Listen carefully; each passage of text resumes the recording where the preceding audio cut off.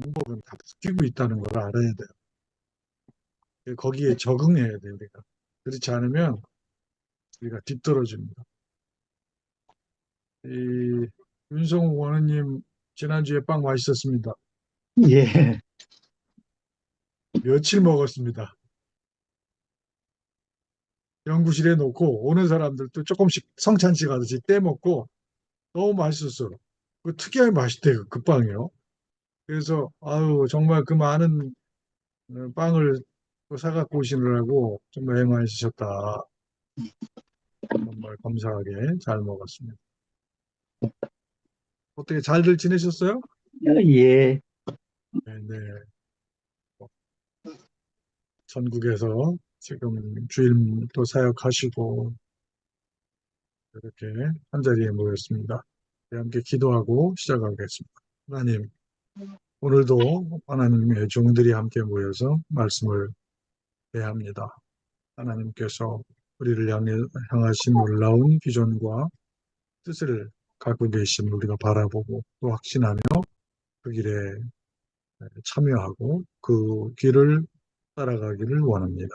하나님께서 우리와 함께 우리에게 힘을 주시고 우리에게 지혜와 지식과 풍성함을 던집혀 주셔서 우리가 말씀을 더욱더 깊이 배우고 이해하고 또 하나님의 말씀을 읽는 그런 훈련에 더욱더 매진하여서 하나님의 말씀을 바로 선포하고 가르치고 또 증거하는 일에 주님의 참된 증인으로 쓰임받게 하여 주시옵소서. 아멘. 이곳에서 함께 공부하시는 분들에게 하나님께서 영육간의 강건함으로 채워주시고 공부하는데 힘들지 않게 해주시고 생업에 하나님께서 복을 주셔서 정말로 모든 일들을 감당할 때 기쁨으로 감사함으로 해결해 나갈 수 있도록 주의 인도하여 주시옵소서. 아멘. 오늘도 하나님께서 우리들에게 귀한 시간 주셨는데 우리가 정말로 하나님의 말씀을 향한 개방성을 가지고 그 말씀을 잘 서로 나누는 그래서 함께 도전받고 깨닫고 배우는 귀한 시간 되게 해 주시옵소서. 모든 것을 주께 간구드리오며 예수님의 이름으로 간절히 기도하옵나이다. 아멘. 아멘. 예, 오늘은 원래 이제 월요일 날이 참 바쁜 날인데 우리 학교에서 제가 이제 오전에 또 여러분들하고 또 함께 공부하는 시간까지 있기 때문에 굉장히 바쁘고 또 11시는 또 학교 행사가 또 있어가지고 제가 조금 일찍 좀 들어와 있었는데 저는 9시 10분인 줄 알고 9시부터 하자 그랬는데 9시 20분이니까 20분을 땡기는 건 사실은 아침에 어렵죠. 네, 쉽지 않아요. 네, 이해합니다. 오늘 이제 아나니아 삽비라 이야기까지 한번 살펴봤고 그리고 사도들이 정말로 능력 있는 사역을 통해서 3천 명, 5천 명 막 숫자가 늘어나고 어, 5장 14절에 보니까 믿고 주께로 나오는 자가 더 많으니 남녀의 큰 무리더라 이렇게 돼 있어요. 그러니까 처음에 12명, 120명, 3,000명, 5,000명 막 숫자가 막 늘어납니다. 지금. 그러니까 이 늘어나는 거는 사도행전 1장 8절의 근거에 보면 이 증인들의 사역이 지금 제대로 구동이 되고 있다 이런 얘기죠. 그렇죠. 그러니까 우리가 복음을 증거할 때 이런 일들이 좀 나타나야 됩니다. 이런 일이 나타난다는 거는 전제가 딱 있잖아요. 뭐랍니까? 그들이 성령이 어, 충만을, 음? 성령이 충만을, 그치. 기본은 성령 충만이고, 그 다음에 예수의 이름을 증거하는 거고, 그죠? 네, 네, 예. 그래서 그들이 주님을 믿고 그분에게 다가오는 그런 일들이 있었다. 근데 이제 15절에 보면 어, 베드로가 지나갈 때 혹시 그 그림자라도 누구에게 덮일까 바라고 그런 어떤 기적적인 표적의 그런 구체적인 그런 확신과 또 기대를 가지고 그런 복음 증언의 일들이 지금 벌어지고 있다. 17장 12절에 가보면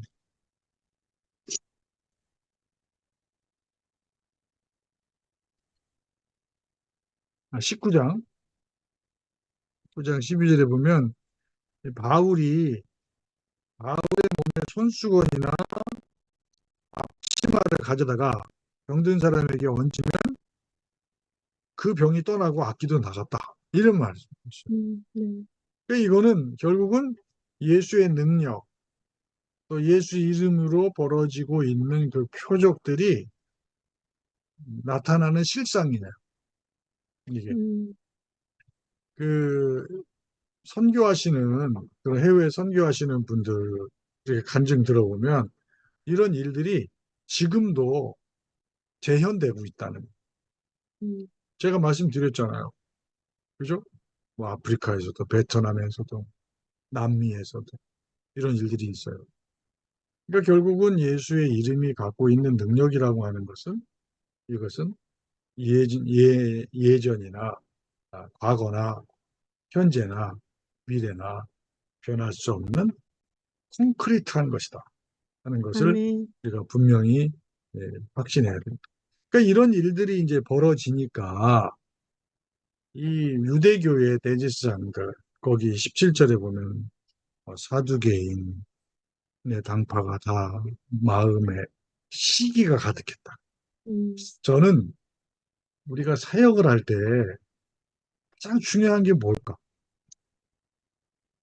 이 시기를 잘 관리하는 게 아니에요. 제가 총장 선거를 이제 한번 나가봤어요. 근데 과거에는 선배들이 총장 선거에 나서니까 제가 그때 저보고 총장 후보로 좀 나가라. 그런 분들도 계셨고, 그런 동문들도 계셨어요. 그런데 그때는 선배들이 해야 된다. 그래서 제가 나가질 않았어요. 그리고 나서 이제 제가 뭐 이제는 한번 나가봐야 되겠다. 그래서 작년에 총장 선거를 출마를 했어요. 그리고는 낙선을 했어요. 그리고는 이제 그 다음 선거가 끝나고 그 다음 주간에 교직원 예배에 이제 아침 8시 반에 화요일 날 딱 가서 앉아 있었어요. 근데 예배 끝나고 저를 보는 우리 동료들이 그러는 거예요. 선배님, 괜찮으세요? 뭐가요? 그러니까 충격이 상당히 컸던 거지. 저를 지원했던 분들이 있을 거 아니에요.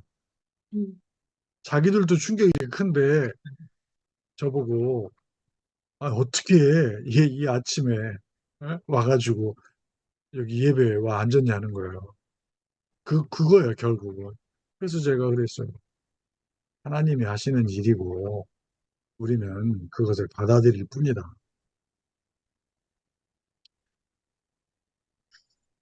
저는 이제 그 시기라고 하는 것에 대해서 이제 시기 질투를 많이 이제 당한 입장이에요. 왜? 교수도 일찍 됐고 또 잘하면서도 대단히 유복한 가정에서 자랐고 그리고 학위도 빨리 받았고 그러다 보니까 30대 교수가 되고 이제 이런 생활을 하다 보고 근데 학교에 와서 교수 생활을 또 일찍 하다 보니까 학교에서 이것저것 일도 많이 하게 돼. 그러면서 우리 공동체가 이러면 안 되는데 하는 게 바로 뭐냐면 질투하는 거예요. 누가 뭘 하면 그걸 질투하는 거예요. 누가 총장 되면 총장을 욕하는 거예요. 첫날부터. 그러지 마라. 그 앞에서 총장 일을 감당한다는 건 얼마나 어려운 일인데 도와줘야지. 기도해주고. 응? 여러분 우리가 성경을 공부하고 하나님의 종이 된다고 신학을 공부하는 거는 가장 중요한 게 뭐냐면 하나님이 원하시는 것을 우리가 받들어서 그것을 삶으로 우리가 살아가는 거예요. 네. 지금 예수님의 이름으로 여러 가지 표적과 기사가 나타날 때 유대교의 당국자들은 그것을 굉장히 마음 답답하게 생각하고 그것에 대해서 시기하고 질투했다고. 이 젤로트라는 게 젤로 땅이라고 하죠. 젤로 땅, 열심당. 그게 바로 이게 시기한다는 말에서 헬라어에서 나오는 거예요. 뉴질랜드 할 때도 제일이라는 게 바로 거기 나오는 거예요. 열망 이런 건데 이제 좋은 의미인데 원래 젤로테스라고 하는 말은 이 젤로스라고 하는 말은 뉘앙스상으로 부정적인 뉘앙스도 있다. 그런데 이제 감옥에 갇히게 된단 말이에요. 근데 우리가 이제 감옥에 갇힌다는 거는 뭐 베드로뿐만 아니고 바울, 실라, 예? 또 복음을 전했던 그 후대에 많은 증인들이 감옥에 갇히고 또 순교하고 참 다양한 일들이 있는데 그 순교의 역사들이 있잖아요.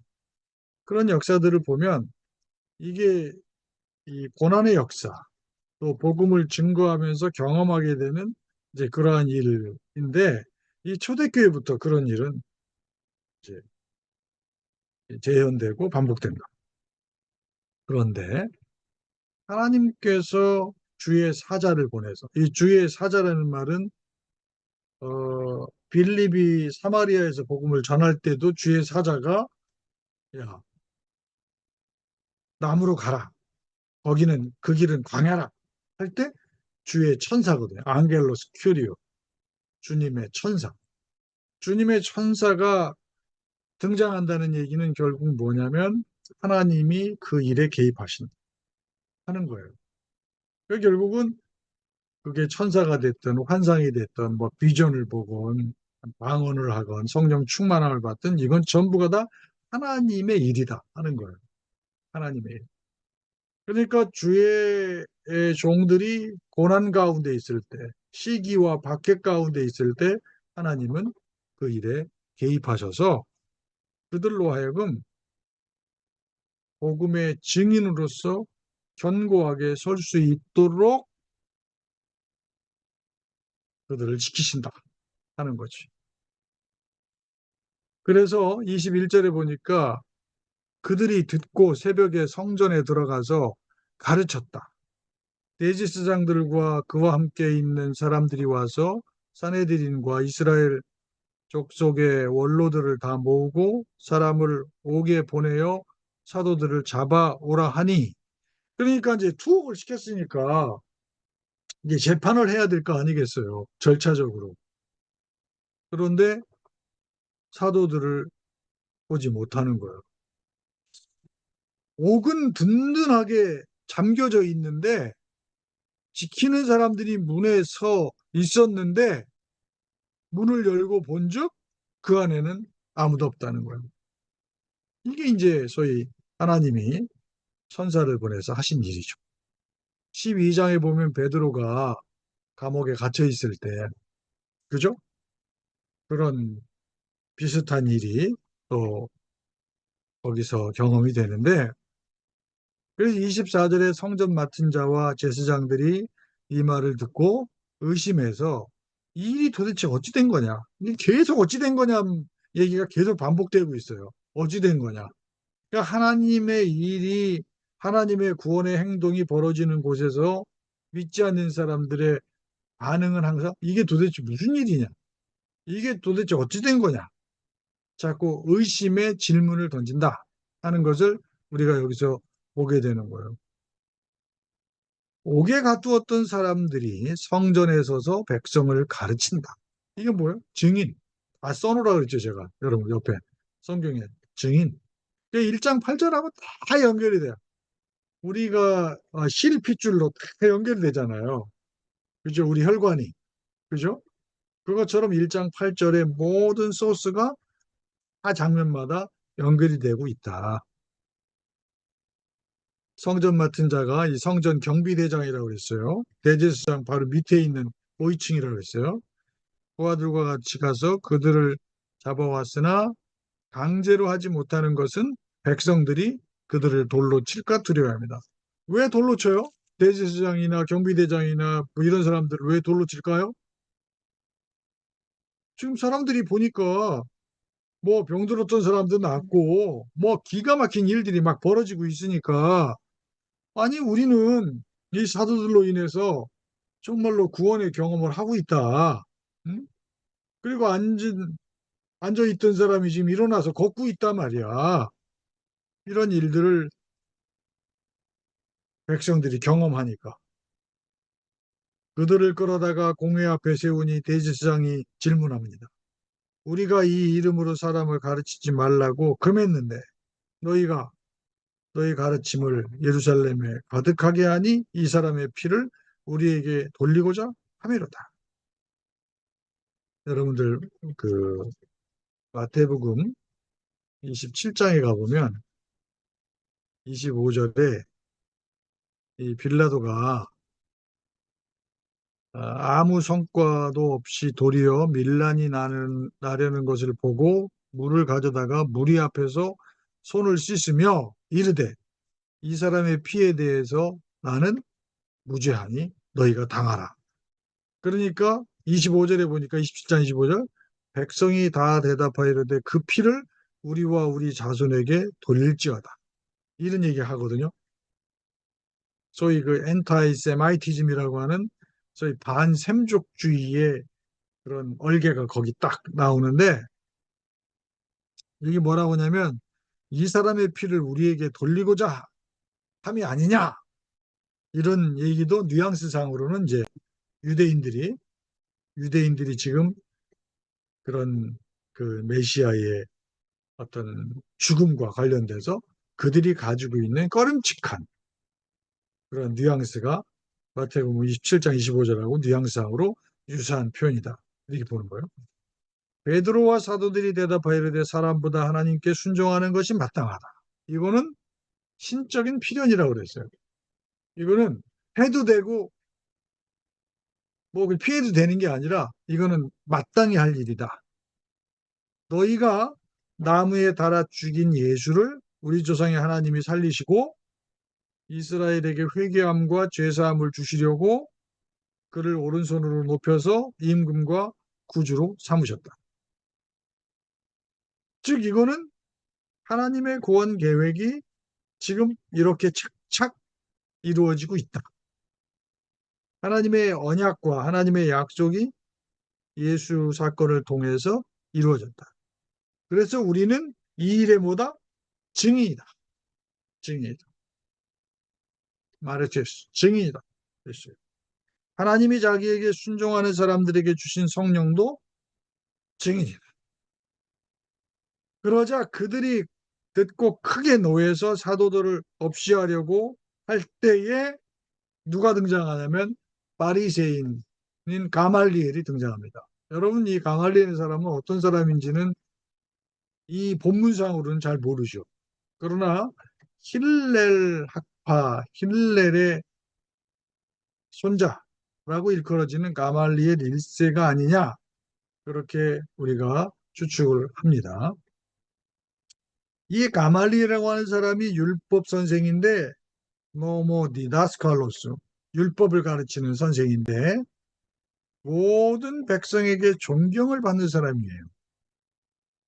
존경받지 당연히 랍비인데 사내들인 중에 일어나서 사도들을 잠깐 밖에 나가라. 그래놓고 자기들끼리 이제 수기를 하는 거예요. 이 일을 어떻게 할 거냐. 너희가 이 사람들에 대해서 어떻게 하려는지 유념을 했으면 좋겠다. 여기 35절에 나와요. 36절에. 드다 일어났다 하는 얘기는 어떤 폭동을 일으켰든지 아니면 독립운동을 했든지 테러를 했든지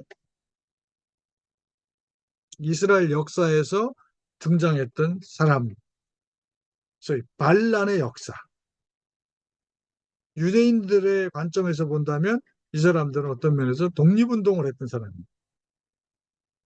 드다가 400명을 내리고 독립운동을 했는데 그가 죽으니까 모든 사람이 다 흩어졌다는 거예요. 여러분 이제 요거 잘 봐야 돼요. 그 다음에 그 후에 호적을 할 때에 호적한다는 건 결국 뭐냐면 세금 더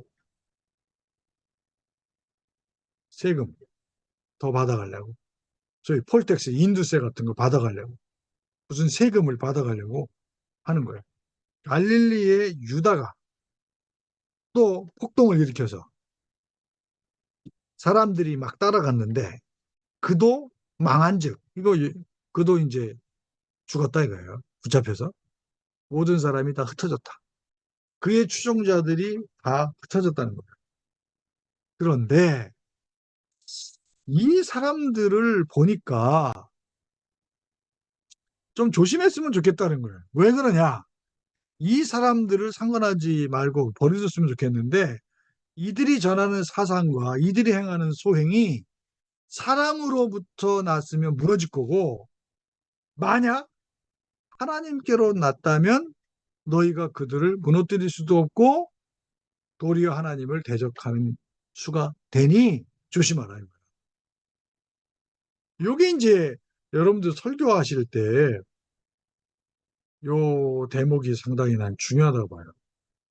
이제 그리스도인의 삶이라고 하는 것은 뭐냐 했을 때 저는 숭고한 믿음 위에 선 강직한 행동이라고 보거든요. 아닌 거는 아닌 거예요. 옳은 것은 옳은 거예요. 그죠? 근데 여기서 지금 이제 가말리라는 사람이 백성들한테 존경받는 사람이고 사네드린의 멤버십을 갖고 있는 사람들은 대부분은 제사장직인데 여기는 바리새파라고 되어 있잖아요. 34절에. 그러니까 바리새파 중에는 그렇게 많지 않아요. 사네드린 공회원이 많지 않다고. 근데 이 사람은 정말로 존경받는 선생이야. 랍비야. 그러니까 이 사람이 일어나서 얘기를 하니까 사람들이 다 듣는 거야. 이게 권위인 거지. 여러분들, 우리 교수들은 원래 말을 많이 하는데 말을 많이 하면 안 돼요. 성경에서도 그런 얘기 나오지만은 말이 많으면 실수가 있어요. 그러니까 가능하면 침묵하는 게 좋아. 그러나 필요할 때는 해야 돼요. 그게 권위다 이거예요. 소위 어서리티라는 게 엑스지아라고 하는 말이 결국 그런 걸 얘기하는 거예요. 근데 그 한마디를 뱉어도 권위가 있기 때문에 그 말을 수긍을 해요. 그러니까 40절에 보니까 그들이 누구야? 사내들의 멤버들이 공회 의원들이 맞아 맞아 맞다 이거야. 다 동의를 해. 제청합니다. 이거. 가면 예하세요. 예, 다 해버리는 거야. 사도들을 불러서 채찍질하고서 예수의 이름으로 말하는 것을 금하고 석방한다. 계속 예수의 이름이죠. 그러니까 이건 다 뭐다? 1장 8절. 증인이니까. 계속 그 얘기하고 연결된다. 사도행전의 모든 이야기는 다 이렇게 연결돼요. 전부가 다. 그러니까 사도행전 1장 8절만 제대로 이해하면 사도행전의 얘기는 다 파악된다. 사도들은 그 이름을 위하여 능욕을 받는 일에 합당한 자로 여기심을 기뻐하면서 사내들인을 떠났다. 그랬어요. 좋아요. 자, 이제 여기서 우리가 한번 함께 고민해 볼 부분이 뭐냐. 가말리엘은 기독교에 도움이 된 사람이다, 아니다. 한번 대답해 보세요. 가말리엘이라는 사람은 기독교의 복음 운동에 도움을 줬다, 안 줬다? 이 장면만 보면은 도움이 됐을 것 같아요, 도움이 교수님. 된 것 같죠? 그죠? 네. 도움이 그 됐고 장면만. 그 덕분에 그, 그 덕분에 석방이 됐어요. 그죠? 음. 그러면 가말리엘의 논리가 맞다, 틀리다? 맞다. 맞다. 맞다, 네. 맞다. 어, 진리가 아니면 다 흩어지게 돼 있으니까 진짠지 아닌지를 결정적으로 너희들이 결정해라라고 가름을 타는 사람이 지금 가말리엘인 것 같아요. 음. 선택하라. 이거지? 뭐가 옳은지 결단하라. 이거죠. 가말리엘도 심상치 않으니까 이런 말을 뱉은 거 아닐까요? 그렇죠. 그렇다 볼 수 있죠. 물론 사도행전 내러티브상으로 보면 이 9장에 가보면 사울이라고 하는 바울이 등장할 때에 이 사람이 자기 정체성을 이제 뒤에 가서 밝힐 때 나는 가말리엘의 제자다 이거야. 그 밑에도 배웠다. 이게 나온단 말이에요. 그러니까 긍정적으로 이 가말리엘을 해석할 수 있는 여지는 텍스상으로 존재하는 것 같기도 해요. 다시 한번 물을게요. 이 가말리엘의 논리가 난 너무너무 수긍이 된다는 손 들었어요. 북한 사람들은 꼭 이렇게 하던데. 주민증인지 뭐 딱 들더라. 한번 들어보세요. 이 사람의 논리가 정당하다. 왜 안 들으세요?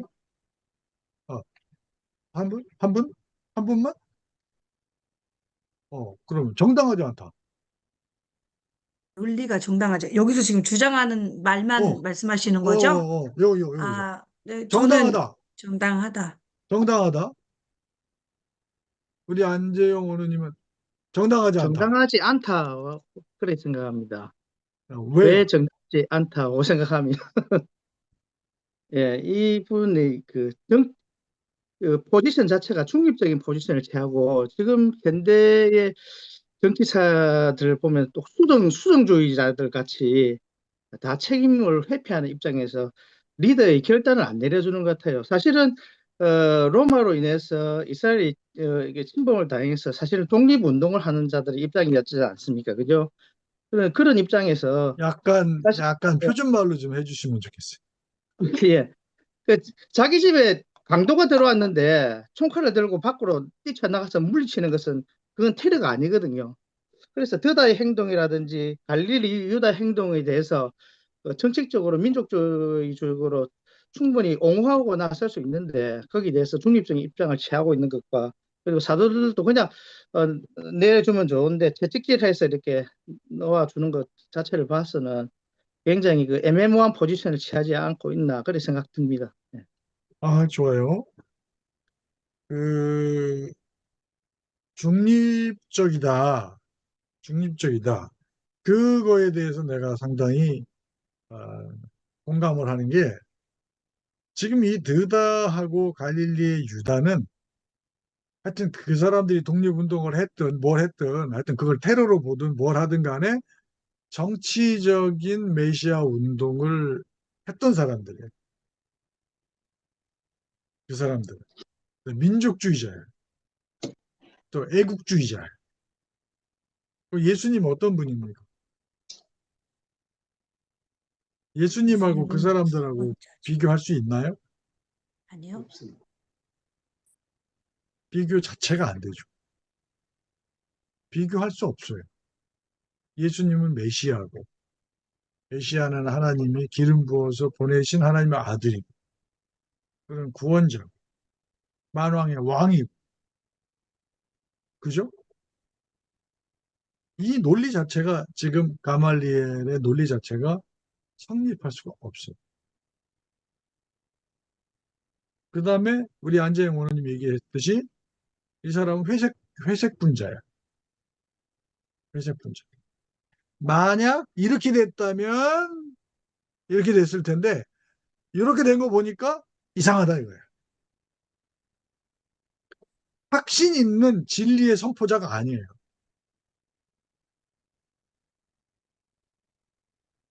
지금 배우지 못했다고 그 사람들이 조롱했었잖아요. 4장 13절에 보면 베드로와 요한이 담대히 바레시아 담대하게 말함을 보고 그들을 본래 학문 없는 범인으로 알았다가 이상히 여겼다 그랬잖아요. 이 무식한 놈들. 어?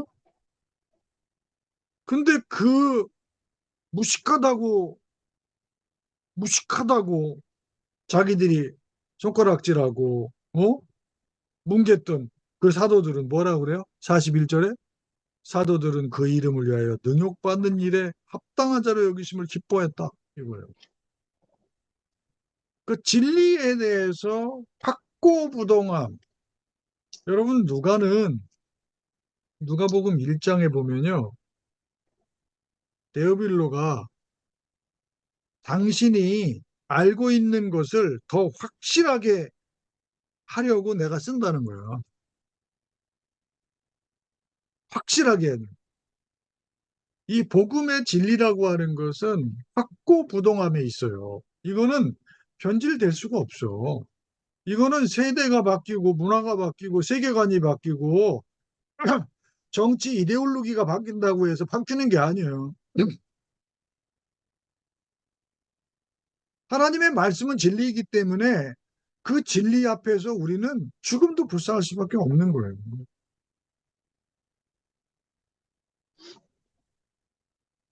이 사도들의 이러한 모습은 정말 우리가 복음을 전하는 그런 입장에서 매우 중요한 우리의 그 방향성을 제시해주는 아주 구체적인 팁이 되는 거예요.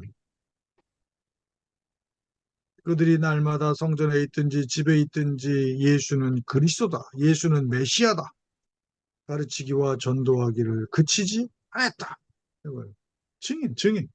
아이고, 계속 증인이야. 계속 증인. 그러니까 사도행전에서 중요한 개념이 뭡니까? 그러면 한 단어를 뽑아라. 그러면 성령도 있고 뭐도 있지만은 증인이 중요할 수 있어요. 물론 증인이 뭐 하는 거니까 예수의 이름, 그러니까 예수의 이름이 또 중요하긴 한데 증인이 된다 하는 것 속에는 그런 내용들이 성령 충만해야 되고 그 성령 충만한 증인이 외쳐야 될 복음의 내용도 있지만은 중요한 거는 우리가 그 일을 위해서 내가 모든 것을 다 감당해야 되는 증인으로서의 그 행동, 증언이라고 하는 그 행위자 중요합니다. 그런데 6장으로 쫙 넘어가면 이렇게 기가 막힌 일들이 벌어지고 정말로 놀라운 일들이 벌어지면 교회가 막 부흥하고 그래서 정말 기분 좋은 일이 막 벌어지는데 초대교회 공동체 속에서 갈등에 뭔가 생긴단 말이에요. 교회의 초기 기독교 운동에 있어서 중요한 그룹은 두 가지입니다. 하나는 유대 계열의 그리스도인이고 또 하나는 이방 계열의 그리스도인입니다. 그 두 가지예요. 그런데 유대 계열의 그리스도인들에게는 두 그룹이 있어요. 누구냐면 팔레스타인에 거주하는 유대인 그룹의 그리스도인이 있고 디아스포라, 이방 세계에 나가서 살다가 이방 세계의 언어도 배우고 문화도 배우고 혹시 뭐 교육받았던 사람도 있을 수가 있고 그런 다른 문화를 접하고 고국으로 돌아온 이방 계열, 소위 디아스포라 유대인 출신의 그리스도인도 있는 거예요. 그러니까 크게 보면 유대 계열의 그리스도인이 있고 이방 계열의 그리스도인이 있는데 유대 계열의 그리스도인 안에는 두 그룹이 있다 이거지. 여기에 보면 히브리파가 있고 헬라파가 있는 거예요. 그러니까 히브리파가 뭐냐면 아람어를 얘기하는 팔레스타인, 그러니까 자기 고향에서 살고 있는 유대교를 믿었던 사람들인데 예수님이 그리스도다라고 믿는 그런 그리스도입니다. 그러니까 팔레스티니안, 아라믹 스피킹, 주이시, 크리스천이야. 아, 복잡하다. 또 한 사람은 뭐냐면 디아스포라에 살면서 그릭 스피킹, 헬라어 그리스말을 하면서 유대인이었는데 그리스도인이 된 디아스포라 그릭 스피킹 주이시 크리스천이야. 이렇게 갈려요. 근데 이제 이 디아스포라에 살았던 사람들이 무슨 일인지 모르겠는데 고국으로 돌아오는 일들이 이제 생기는 거야. 뭐 나이가 들어서라든지 아니면 뭐 사업이 잘 안 돼가지고 다시 뭐 부모 형제를 찾아온다든지 돌아와요. 이제 돌아와가지고 이제 그때 예수 믿었고, 여기는 또 여기대로 팔레스타인에 살던 원주민들은 또 여기서 믿었고. 그러니까 초대교회 공동체 안에 자연스럽게 이 사람들이 이제 하나의 그룹이 됐어요. 그래서 초대교회는 항상 뭘 했다? 환대하고, 사선을 베풀고, 서로 나누고, 서로 먹이고, 공동생활 했다고 그랬죠. 그죠? 커뮤널 라이프 했다고 그랬죠. 근데 거기서 무슨 일이 벌어졌냐면, 과부들이 혼자 사는 사람들이 있는데, 이 과부들이 이 디아코니아 사역에서 뭔가 조금씩 뭔가 이렇게 손해보는 것 같은. 왜 우리는 좀 적게 주지? 왜 우리한테는 이게 뭔가 좀 부족한 건데? 그래서 원망을 하는 거예요. 시기 나오고 원망, 질투. 교회가 아무리 부흥을 하고 표적이 일어나고 기사가 막 일어나도 조심하지 않으면 이런 일들이 벌어져요. 갈등과 분열의 이유들은 언제나 있다는 사실을 알아야 돼요.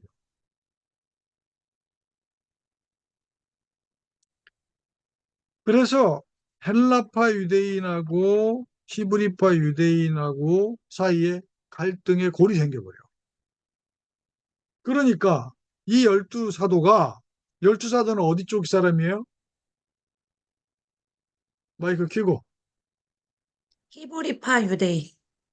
그렇죠. 히브리파는 누구라고 그랬죠? 팔레스타인의 기존의 사고 사는 아람어를 아람어를 사용하는 말하는 유대계열 출신의 유대인들, 그리스도인이다. 그리스도인. 그게 히브리파야. 그죠? 그러니까 헬라파가 아무래도 소수파지. 그 다음에 네. 언어가 안 맞지. 왜? 그리스 음, 말 하니까. 언어 소통이 안 돼. 언어 소통이. 그러니까 사도들이 야, 우리가 하나님의 말씀을 제쳐두고 이 디아코니아 사역을 이 접대라는 말을 디아코니아거든요. 디아코니아 사역을 하는 것이 이게 마땅하지 않다. 이게 반성을 해. 음, 이제 교회의 지도급에 있는 사람들이 어떤 일이 생길 때 제일 먼저 하는 건 뭐야? 이게 무슨 일꾼을 문제가 세우고 뭐야? 저놈이 무슨 문제야? 어? 저 자식이 왜 자꾸 말을 안 듣지 저거? 어? 교회 생활한 지가 몇 년인데 이렇게 하는 게 정상이잖아요, 대개. 근데 여기 사도들의 행동을 보니까 반성을 하는 거예요. 아, 자기를 돌아보는 거야. 성찰, 리플렉션 하는 거야, 리플렉션. 형제들아, 너희 가운데서 성령과, 이 성령은 맨 먼저 나와요. 성령과 음, 지혜가 충만한 그 칭찬받는 사람을 7명을 선택해요. 7명. 7이라고 하는 것은 완전 수죠. 그러니까 12사도, 7 헬라파 지도자. 7 집사가 아니에요, 여러분. 우리가 쓰는 집사라고 하는 이 디아코노스란 말은 초대교회 때는 이게 다 사역자예요. 우리가 지금 교회에서 쓰는 집사가 아니야. 장로도 사역자를 얘기하는 거지 교회에 있는 시무장로를 얘기하는 게 아니라. 그러니까 지금 다 틀리게 쓰는 거예요. 음, 그래서 7 사람을, 7 헵타, 7 세븐을 선택하라고 그랬지 7 집사를 선택하라고 하지도 않았어요. 7명, 세븐. 우리가 그 일을 그들에게 맡기겠다.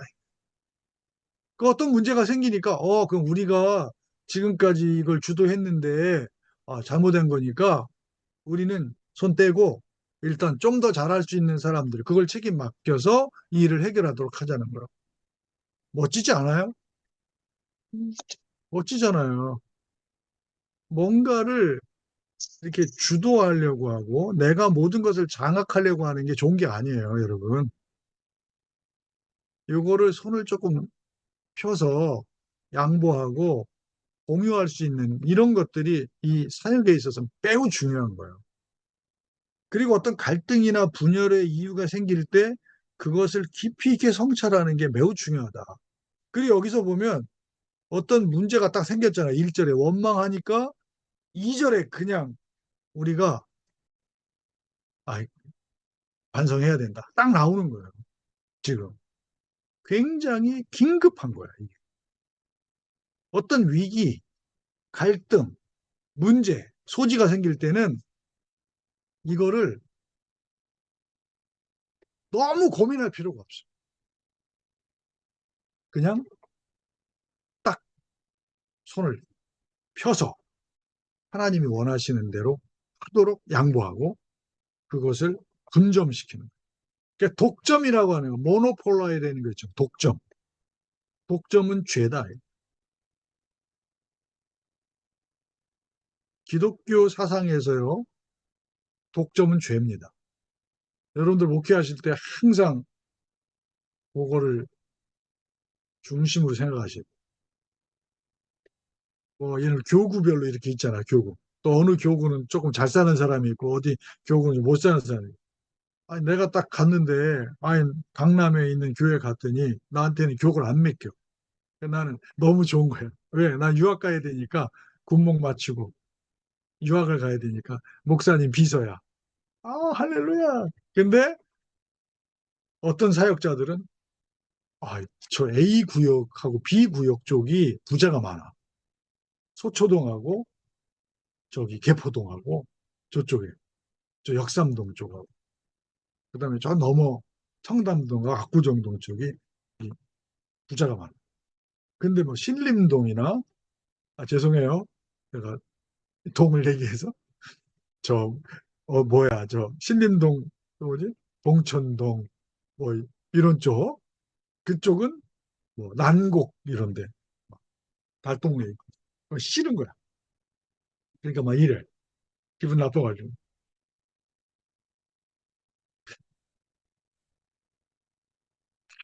경험하는 거예요, 여러분. 여러분 한 번은 우리 선임 목사님이 워커힐에 100억대 부자 권사님 댁에 신방을 갔다 온 거예요. 그때 들으면서 막 에이씨 에이씨 에이씨 막 이러면서 들으셔요. 그래서, 형님 왜 그러세요? 그러니까 씨, 내가 언제 담임 목사 오라고 그랬지 부목사 오라고 그랬냐고 운전박대 당하고 쫓겨났다는 거야. 워커힐까지. 워커힐이 어디예요? 강 건너잖아. 그러니까 난곡에 가면 고구마를 먹더라도 인심이 좋아.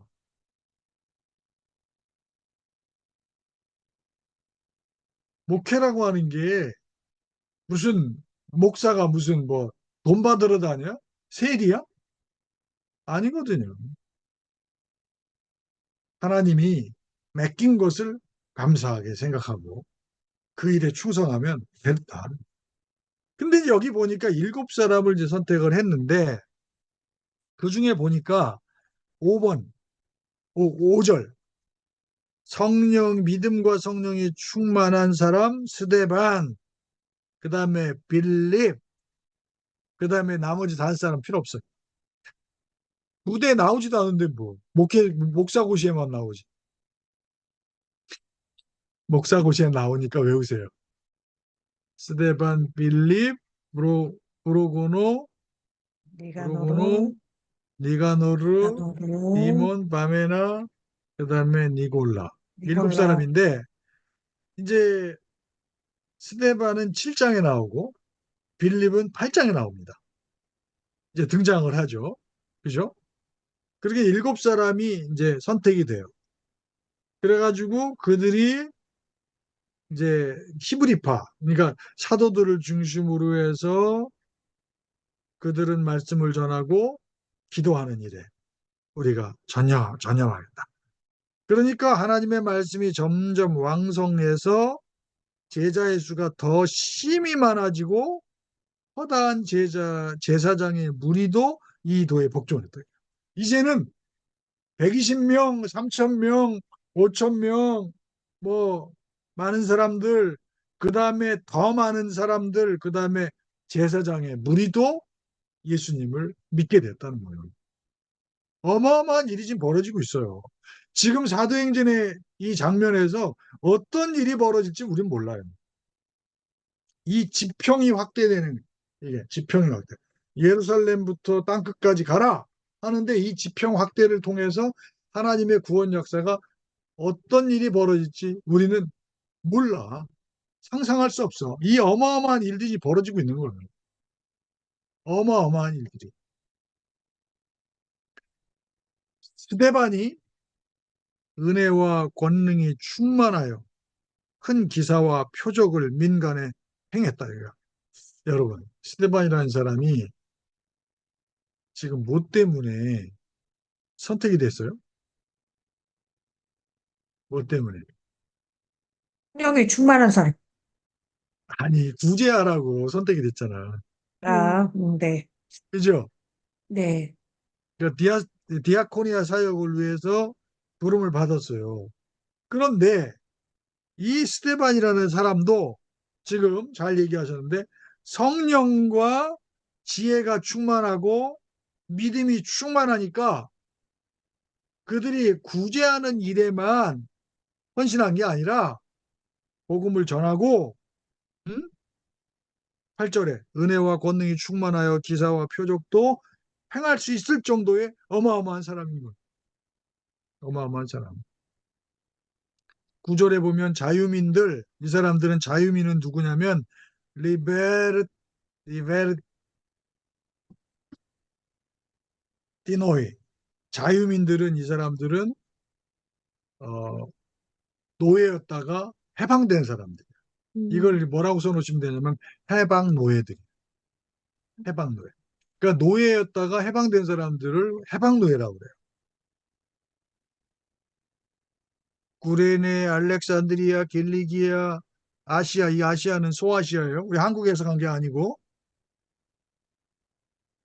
온 아시아에서 온 사람들의 회당에서 어떤 자들이 일어나 스데반과 더불어 논쟁할 때에 스데반이 지혜와 성령으로 말함을 그들이 능히 당하지 못하여 사람들을 매수를 해가지고 이 사람이 유대교의 율법을 지금 모독하고 있고 하나님을 모독하고 있고 이 사람은 아주 나쁜 놈이다, 이단이다 이렇게 딱 해버려요. 그래서 백성과 장로와 서기관들을 충동시켜서 이 사람을 잡아가지고 스데반을 사내리는데 세웁니다. 그러니까 베드로를 중심으로 한 히브리파, 스데반을 중심으로 한 헬라파 모두가 유대교에서 볼 때는 가시 같은 사람들, 유대교의 반대자들이. 그래서 거짓 증인들을 세워가지고 이 사람 스데반이 이 거룩한 곳 성전과 율법을 거슬러 말한다 이렇게. 그의 말에 이 나사렛 예수가 이곳을 성전을 헐고 모세가 우리에게 전해준 그 율법을 고치겠다고 하는 것을 우리가 들었다 이거예요. 뭐 들었는지도 모르죠. 그런데 잘못 들은 것이. 그런데 여기 우리가 이제 문학적으로 성경을 읽는다 하는 거는 무슨 얘기를 하는 거냐면 13절에 보면 거짓 증인들을 세웠다. 여기서 이제 벌써 딱 느낌이 이게 잘못된 거다. 그 다음에 그 다음에 공회의 사내들인에 앉은 사람들이 스데반을 보니까 그 얼굴이 천사의 얼굴 같다. 그러니까 이거 완전히 대조가 되는 거죠. 그죠? 요거를 가지고 여러분들이 설교 같은 거를 이렇게 잘 구성할 수 있어요. 그러니까 문학적인 성경 읽기를 여러분들이 좀 즐겨할 필요가 있어요. 하나님의 일이 벌어지는 곳에서는 항상 회색, 회색지대는 없어요. 아까 가말리엘 같은 사람, 우리가 회색 분자라고 그랬죠. 이 가말리엘 같은 사람의 행동은 결코 기독교적이고 성서적이다라고 말할 수가 없어요. 그거는 아디아포라라고 하는 철학의 개념처럼 이것도 되고 저것도 되고 이것도 옳고 저것도 옳고 이것도 옳지 않고 저것도 옳지 않고 왔다 갔다 하는 거예요. 그러니까 양다리 전법, 양다리 걸치는 거예요. 그렇기 때문에 여기서 스데반을 통해서 지금 어떠한 일이 벌어질 건가 하는 것이 우리에게 선명하게 이제 각인이 될 수 있다. 그래서 이제 거짓 증인들을 세워가지고 사네드린에다가 스데반을 고발을 하니까 7장 1절 딱 보십시오. 대제사장이 이르되 이것이 사실이냐? 이렇게 딱 물어봤어요. 그랬더니 스데반이 장장 2절서부터 몇 절까지? 50, 50, 50, 53절까지. 50, 그때 대제사장이 폭 터져가지고 죽을 뻔했다고 하더라고요. 너무 지금 너무 길게 얘기를 하니까. 그리고 54절에 보니까 아니 그러니까 7장 2절에 보면 스데반이 말했다. 이렇게 얘기하는 거예요. 스데반이 말했다. 54절. 그들이 이 말을 들었다. 그러니까 장장 52절을 얘기를 하는 거예요. 물론 원문상에는 장절은 없어요. 성경에. 원래는요. 근데 이 출판업자들이 이 성경을 잘 팔기 위해서 장절을 구분해 놓은 거예요. 그러니까 처음부터 끝까지 쭉 읽어야 된다는 게 맞는 거지. 그렇지 않으면 이 성경 얘기를 이해할 길이 없어요. 중간까지 읽고 중간 떼서 읽으면 안 되는 거지. 음, 음. 그래서 이제 이 스데반의 설교가 이제 이렇게 제가 이제 한 절 한 절 설교하면 오늘 조금 하다 끝나요. 근데 이제 7장은 그냥 쫙 나갑니다. 핵심이 뭐냐? 지금 13절에 보면 6장 13절에 보면 이 거짓 증인들이 뭐라고 얘기하냐면 이 사람이 스데반이 이 거룩한 곳 뭐예요? 홀리 플레이스 어디? 성전. 예루살렘 성전. 율법을 거슬러 말하기를 맞이한다. 율법을 거슬러서 말한다 이거예요. 이 성전을 헌다. 나사렛 예수가 14절. 규례를 고친다. 이랬어요. 그러면 이 말이 진짜 맞나 틀린가? 한번 확인을 해야 돼.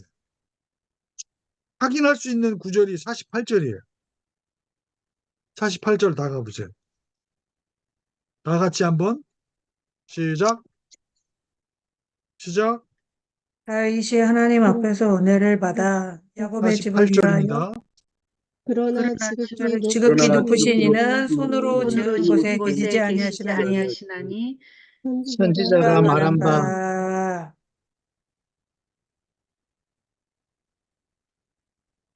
쭉 읽으세요.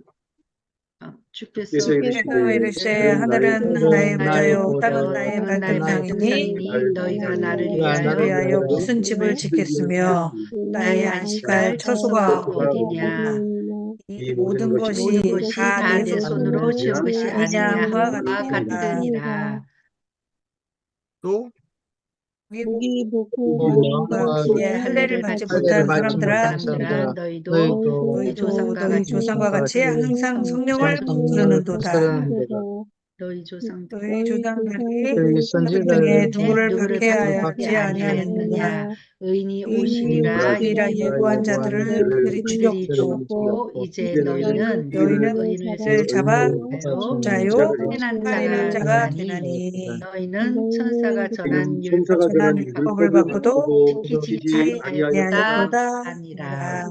그러니까 이거 보니까 그 사람들이 오해할 만해요. 오해할 만해. 그죠?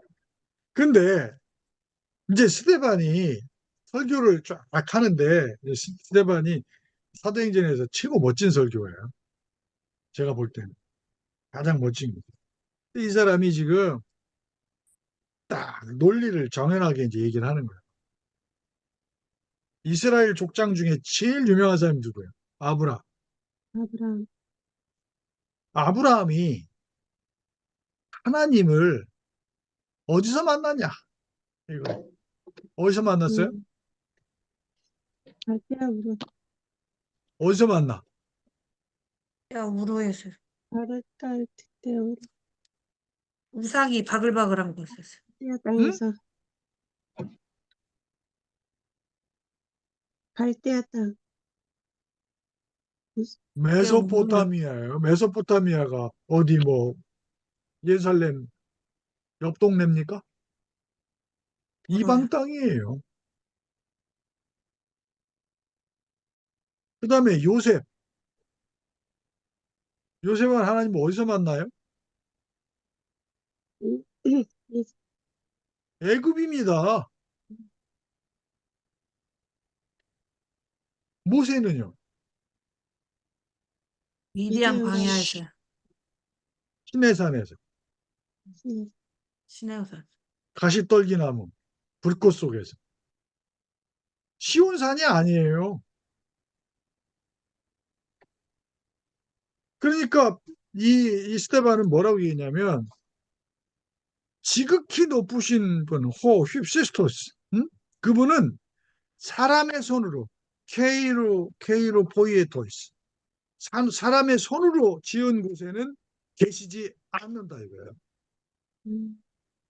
이 얘기는 무슨 얘기냐면 우리의 심령과 우리의 정신과 우리의 믿음과 우리의 고백과 이것이 하나님을 향해야 되는 거지.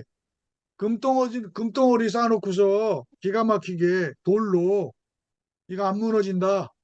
이런 곳을 줘놓고는 거기서 하나님의 법을 지키지도 않고 위반하는 그곳에는 하나님 안 계신다는 거예요.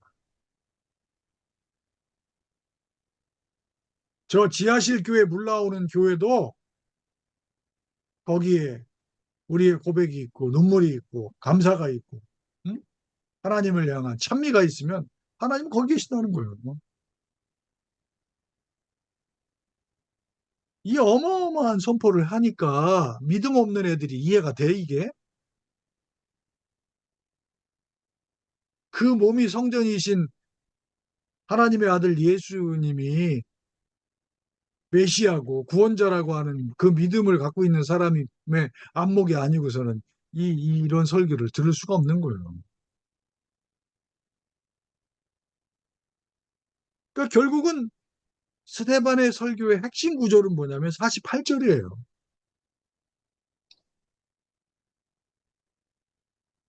그러니까 사람의 손으로 지은 곳이 어디예요? 예루살렘 성전 아니에요. 근데 여기 안 계시다는 거예요, 지금 하나님은.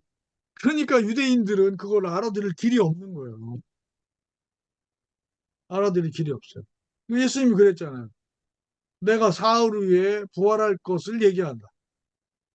이것을 헐고 사흘 만에 다시 세우리라. 뭐야? 부활에 대한 얘기예요.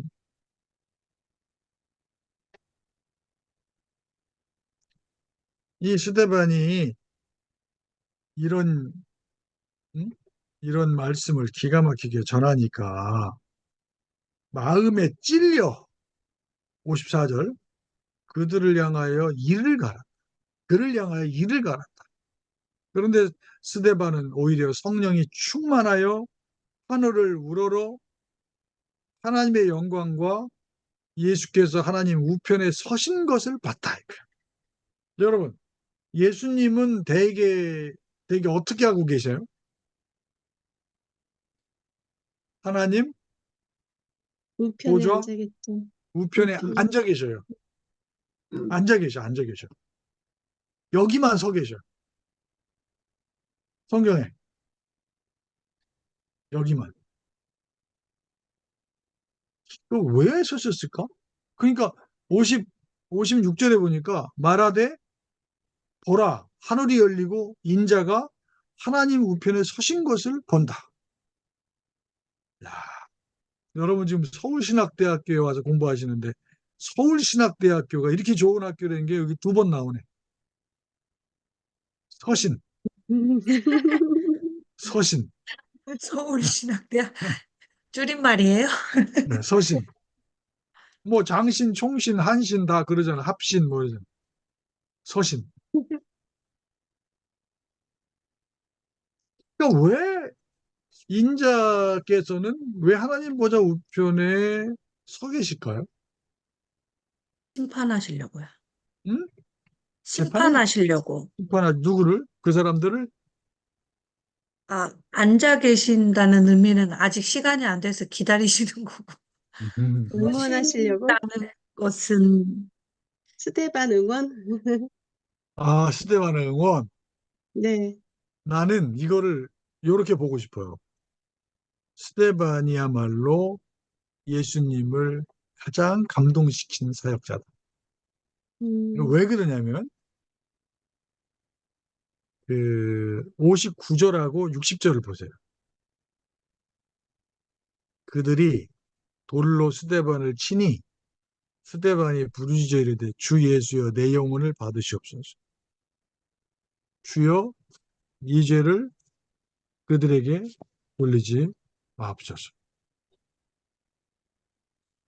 이게 뭐가 생각나세요, 여러분들? 예수님의 예수님의 십자가에서의 마지막 고백. 십자가 모습. 예수님의 기도하고 똑같아. 성경에서요. 성경에서 예수님을 그대로 그 기도와 그 마지막의 그 장면을 그대로 재현했다고 보도된 사람은 스테반밖에 없어요. 제가 이제 이 본문을 갖고 신학대학원에서 한 10년 전에 설교를 했어요. 그래서 하나님을 감동시키는 사역을 해야 된다, 우리가. 예수님을 감동시키는 사역을 해야 된다. 왜 이 자리에서만 그분은 일어나실 수밖에 없었냐?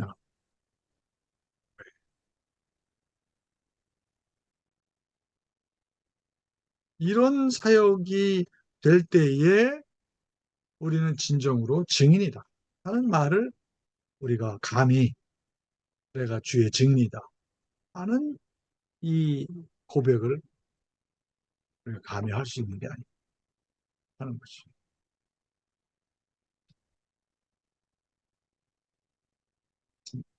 그런데 그때 또 다른 등장인물이 무대에 나옵니다. 누굽니까? 사울입니다. 어, 사울은 그가 죽임당함, 순교당하는 것을 마땅하게 생각했어요. 사울은.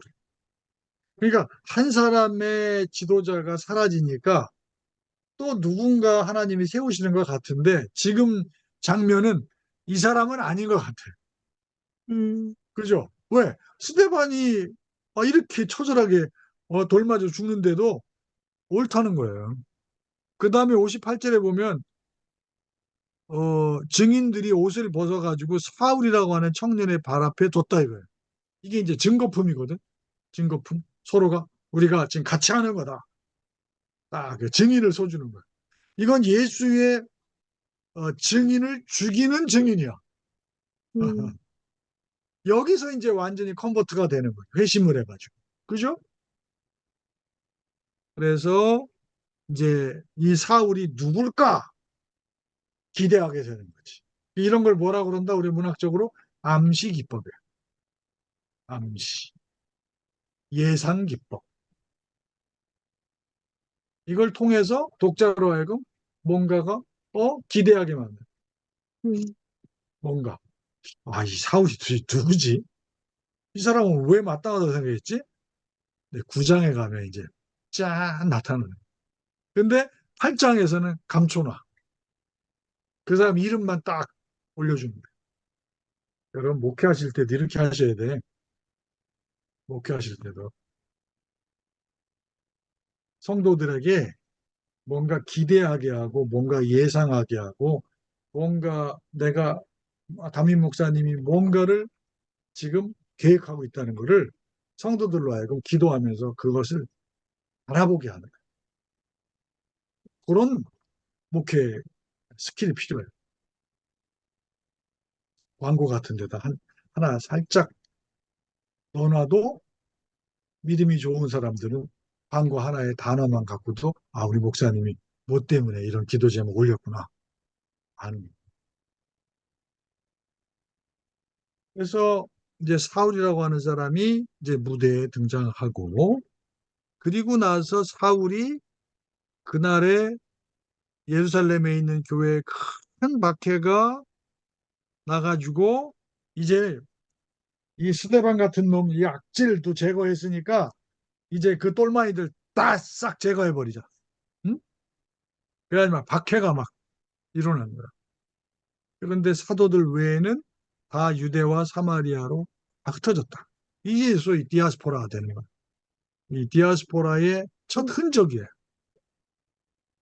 경건한 사람들이 스데반을 장사하고야 크게 울었다. 사울이 교회를 진멸할세 각기 집에 들어가 남녀를 끌어다가 옥에 넘겼다. 이 얘기는 어디서 하는 일이에요, 지금? 사울이? 예루살렘에서 하는 일이고, 네. 구장은 지평을 넓혀가지고, 거꾸로 지평을 넓혀. 어디로 가요? 유대인들, 그리스도인들이 많은 다메섹으로 가는 거예요. 시리아의 수도. 음, 지평을 거꾸로 확대시켜. 그런데 그 흩어진 사람들이 복음의 말씀을 전하고 있어요. 흩어졌는데도. 그 중에 한 사람이 누구냐? 사마리아에 가서 빌립이 복음을 전하는 거예요. 그러면 여러분들 1장 8절로 다시 갑니다. 오직 성령이 너희에게 임하시면 너희가 권능을 받고 예루살렘과 예루살렘과 온 온 유대와 유대와 사마리아와 사마리아와 까지 왔네. 땅끝까지 이르러 내 증인이 되리라. 어디 나옵니까? 사마리아. 빌립은 하찮은 한 전도자가 아니에요. 예수님의 대선교위임 명령을 기가 막히게 성취하고 그 일을 위해서 엄청 애쓴 사람. 증인이야, 증인. 이것도 설교의 아주 기가 막힌 본문이죠. 그러니까 주님의 말씀대로 헌신한 사람. 이 사람이 사마리아에 가서 사마리아하고 유대하고는 완전 원수 아닙니까? 그죠? 예수님이 사마리아로 갈 때, 아, 예루살렘 간다고, 저기, 잠깐만요. 잠깐만요. 미안합니다.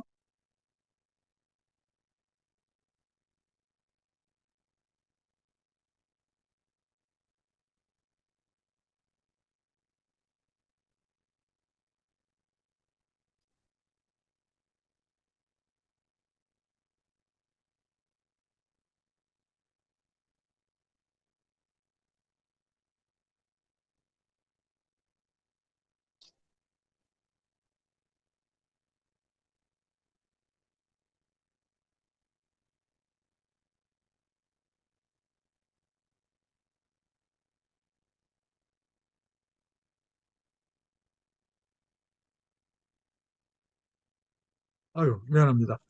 지금 학교에 손님이 오셔가지고, 이제 좀 일찍 도착했다고. 예, 조금만 더 할게요. 그, 이, 이 빌립이라고 하는 사람의 복음의 그 열정이 얼마나 대단하냐면 그 지역에서 자칭 하나님의 능력이다. 10절에 보면 이 사람은 크다 일컫는 하나님의 능력이라 낮은 사람부터 높은 사람까지 다 그렇게 말을 해. 음, 그 사람도 복음의 능력으로 굴복을 시켜요. 마술사 시몬까지도. 그래서 이 시몬이 세례를 받아. 그러니까 이제 사마리아에서 복음의 역사가 막 어마어마한 거예요. 그러니까 베드로하고 요한이 사마리아에서 복음의 역사가 있다고? 이거 확인하지 않으면 우리 못 믿어. 그래가지고 이제 왔어요. 와 보니까 진짜로 대단한 거야. 예? 대단한 거야. 그래가지고는 그들을 위해서 성령 받기를 위해서 기도합니다. 그래서 그들이 17절에 두 사도가 그들에게 안수를 하니까 성령을 받았다. 이게 사마리아의 오순절이다. 사마리아의 오순절. 음, 시몬이 사도들의 안수로 성령 받는 것을 보고 이게 아나니아 삽비라처럼 이것들이 혼날려고 이게 까불고 있어. 돈을 들여가지고 이 능력을 좀 나한테 좀 팔아라. 왜?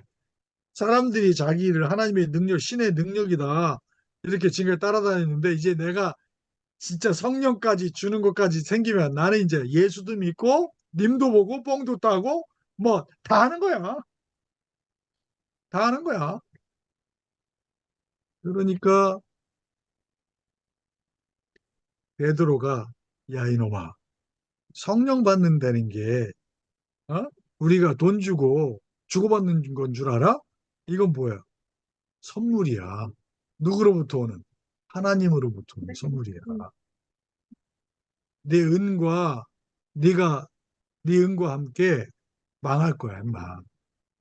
이 나쁜 놈아. 그러니까 결국은 이 얘기는 사도행전의 독자들에게 뭐 데오빌로를 중심으로 해서 사도행전 독자들에게 엄하게 이제 아나니아 삽비라의 이야기처럼 엄한 경고죠. 엄한 경고. 이건 하나님의 선물은 우리가 돈 주고 주고받을 수 있는 게 아니다. 사고 파는 게 아니다. 응? 결국은 이 하나님의 선물이라고 하는 것에 대해서 방점이 찍히는 거예요. 그래서 하나님 앞에서 내 마음이 바르지 못하니 이 도에는 네가 관계도 없고 분깃될 곳도 없다. 21절에 보면 22절에 보니까 너의 이 악함을 회개하고 주께 기도하라. 꼭 마음에 품은 것을 용서하여 주실지 모른다. 내가 보니 너는 악독이 가득하며 불의에 메인 바 되었도다. 시몬이 대답하여 이르되 나를 위하여 주께 기도하여 말한 것이 하나도 내게 임하지 않게 하소서. 이렇게 나와요. 그러니까 이게 이제 여기까지만 보면 이 마술사 시몬은 이제 망했어. 지옥 갔어. 근데 사도행전의 전체적인 그림으로 보면 회개하면 되죠. 회개하면 됩니다. 물론 히브리서에도 보면 한 번 비춤을 받고 또 범죄하는 놈은 용서받지 못한다 이런 얘기 있는데 그거는 좀 신학적으로 좀 더 설명이 필요한 대목인데 이 마술사 시몬이 뜨끔한 거야. 지옥 간다니까. 망한다니까. 그러면서 성령도 당신이 안수해서 내가 받았으니까 기도도 당신이 해줘. 이 소리거든. 기도해서 말한 것이 하나도 내게 임하지 않게 해달라고 그래. 아, 지가 회개해야 되는데. 그러니까 이제 이걸 가지고 어떤 학생이 저한테 물었어요. 저는 이 마술사 시몬은 이거 회개하지 않았을 것 같다. 근데 걔는 회개했을 것 같아. 둘이 싸웠어. 쉬는 시간 10분 동안 싸웠어. 근데 사도행전의 스토리상으로 보면 이 사람도 회개할 가능성은 있어요. 그런데 이렇게 많은 것을 기록해 놓은 걸 보면 마술사 시몬의 죄악이 진짜 최악이었다 하는 것을 우리가 암시 받는 거예요. 그러나 하여튼 사도행전의 어떤 스토리, 회개하고 구원의 진리가 이방 땅으로 퍼져나간다. 그래서 구원의 역사가 계속해서 나타난다라고 하는 측면에서 보면 이, 이 마술자도 회개하면 구원받아. 그건 맞아요. 맞아. 여기까지만 오늘 너무 빨리 끝나나? 근데 지금 외국에서 손님이 왔기 때문에 제가 또 이 모자를 쓰고 있잖아요, 학교에서. 그래서 어쩔 수 없이 지금 이런 일이 벌어졌어요. 여러분들 다음 주에는 조금 더 우리가 더 진도를 나가 볼 테니까 하여튼 좀 봐주실 거죠? 네, 고생하셨습니다. 네, 감사합니다. 다 오셨어요? 다 출석하셨나? 지금 두 분이 반장님, 안 들어오셨어요. 누구시죠? 김효순 씨? 교순 두 분이 지금 연락이 안 되고, 박효순 씨. 두 분은 안 오신 거죠? 네, 안 들어오셨는데. 예. 다른 분들 다 오신 거죠?